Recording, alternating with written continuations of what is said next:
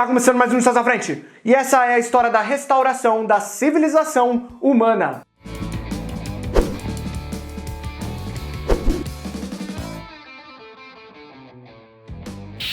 Fala moçada, beleza? Aqui é o Gabriel Sol e tá começando mais um Histórias à Frente, e hoje finalmente nós vamos falar de um dos títulos mais aguardados deste ano, pois é Dr. Stone, sim, um dos últimos lançamentos da Panini. Mas antes de continuar o vídeo, já deixa aquele seu like, aquela sua curtida, e se você não é inscrito no canal, se inscreve aí, porque tem vídeo novo toda terça e quinta. Dos gêneros ação, aventura e ficção científica, Dr. Stone é um mangá com roteiro de Riichiro Inagaki e desenhos de Boichi, em publicação desde 2017 na revista Weekly Shonen Jump, portanto, um shonen da editora Shueisha e em andamento com 7 volumes. Quando foi anunciado que Dr. Stone começaria a ser publicado na Shonen Jump, eu fiquei super animado, porque era a volta de um roteirista que eu gosto muito, o Riichiro Inagaki, responsável por Eyeshield 21, sim, aquele mangá de futebol americano, sim, aquele mesmo desenhado pelo Yusuke Murata, o desenhista de One Punch Man. Sim, eu acho que aqui no Brasil eu sou um lado oposto.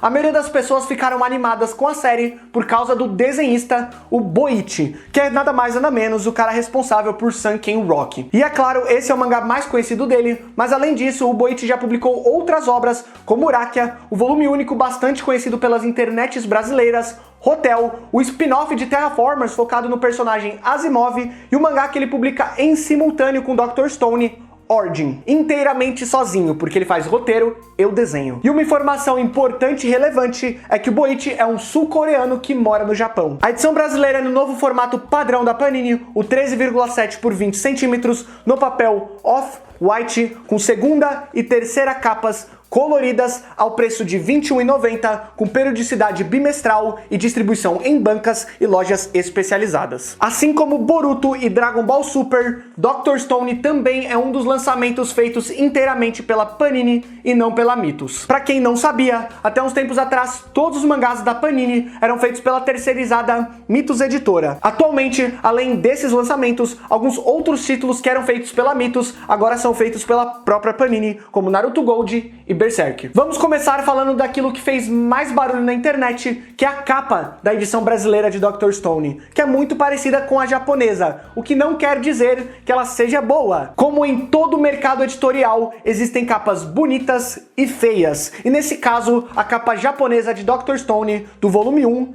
é muito feia, de verdade. E algumas editoras, como a Viz, a americana, arrumou, deixou ela muito bonita, eu vou deixar aí pra vocês verem, e a edição italiana também arrumou muito bem, que é a edição da Star Comics. Então deixar muito parecida com a capa original não quer dizer que ela vai ficar boa. O Senko fala bastante milímetro e porcentagem. Milímetro é utilizado dentro do volume com a sigla MM e porcentagem é escrito em extenso. Mas se utiliza MM, por que não utilizar o símbolo de porcentagem? Eu achei isso realmente muito estranho. Uma coisa que também tem bastante nessa edição, que não é utilizado tanto em mangás, pelo menos nas edições da Panini que a Mythos faz e na JBC, são notas de tradutor. Existem também alguns balões nesse volume em inglês e aqui embaixo tem a tradução em português. Só que a diagramação, o letreiramento ficou bem estranho. Uma coisa bem legal de se falar é que tem um glossário nessa edição da Panini que fala da cronologia das principais invenções citadas na obra e também de certos elementos químicos. Em comparação com os últimos lançamentos feitos inteiramente pela própria Panini, como Dragon Ball Super e Boruto, Dr. Stone tem um trabalho editorial muito melhor, sem erros de revisão, somente escolhas duvidosas como a própria capa. Do nada e sem motivo aparente, todas as pessoas do mundo começam a virar pedra. E assim se passam milhares de anos até que os nossos personagens principais, Senko e Taiju, saem desse estado de petrificação. E o objetivo do Senko é restaurar a civilização humana através da ciência. E como nós sabemos, a civilização humana foi crescendo e evoluindo exatamente por causa da ciência. A obra já é um sucesso na Shonen Jump e também pelo mundo afora, então não estranhem se logo logo for anunciada uma adaptação em anime. É simples e pura questão de tempo. Começando com os comentários finais, eu e Dr. Stone. Eu acompanho o mangá desde o começo, mais ou menos entre o primeiro e o quarto capítulo, eu não lembro ao certo. Semana por semana, capítulo por capítulo, a obra se mostra muito divertida e uma leitura bastante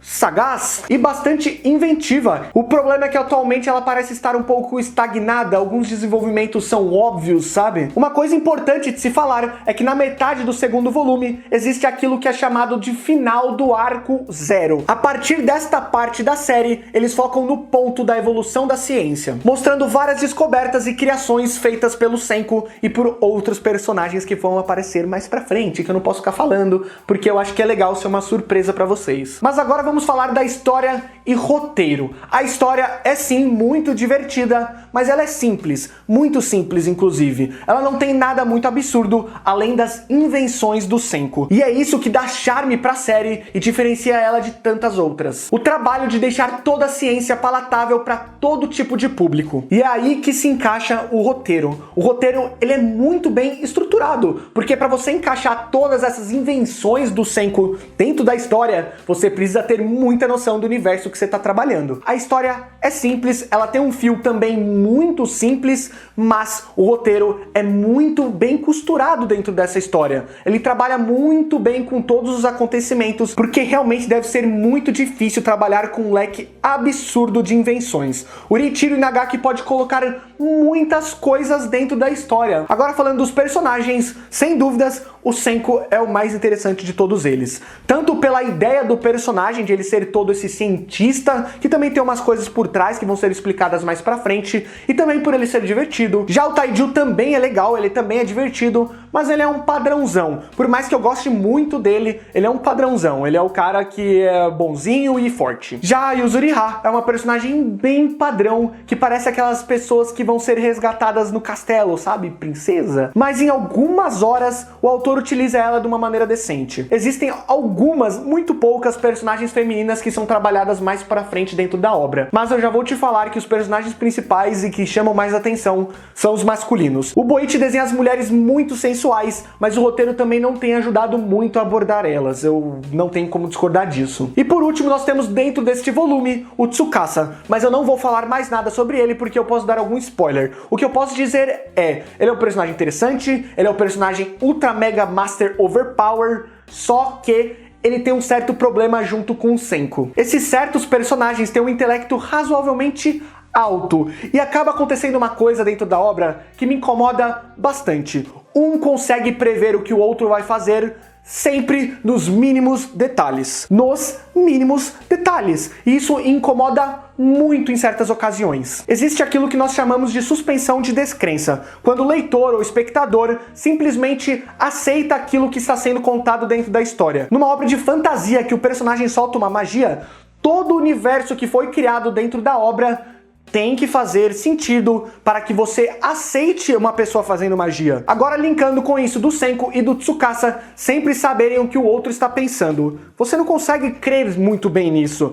Você não aceita que isso está acontecendo. E bom, eu entendo que os personagens são ultra intelectuais, mas pensar exatamente o que o outro está pensando, eu acho razoavelmente absurdo. Agora falando da arte, os desenhos do Boichi são sensacionais, lindíssimos, ele tem uma noção de espaço absurda, ele desenha os personagens nos mínimos detalhes e quando é pra fazer cenas engraçadas, ele faz umas expressões faciais maravilhosas. O design dos personagens são ótimos e todo esse universo da Idade da Pedra é muito bem explorado. Muito. Os detalhes de todos os cenários, as roupas. Uma coisa que o mangá sabe muito bem passar é este mundo onde os personagens se encontram. É real, é palpável. Você sente que os personagens realmente estão lá, vivendo daquela maneira, sem contar as cenas de ação e as páginas duplas de impacto, que são sensacionais. O Boichi desenha demais. A quadrinização é ótima, mas neste primeiro volume e no próximo, elas são